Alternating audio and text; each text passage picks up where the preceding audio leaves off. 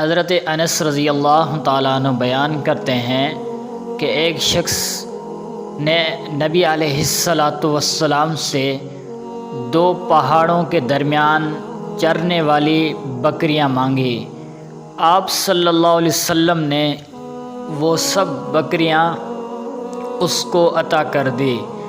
پھر وہ اپنی قوم کے پاس آیا اور کہنے لگا، میری قوم اسلام لے آؤ، کیونکہ اللہ کی قسم محمد صلی اللہ علیہ وسلم اتنا عطا کرتے ہیں کہ فقراء کا اندیشہ بھی نہیں رکھتے۔ حضرت انس رضی اللہ تعالیٰ نے کہا، کوئی آدمی صرف دنیا کی طلب میں بھی مسلمان ہو جاتا تھا، پھر جو نہیں وہ اسلام لاتا تھا تو اسلام اس سے دنیا اور جو کچھ دنیا میں ہے اس سے بڑھ کر محبوب ہو جاتا تھا۔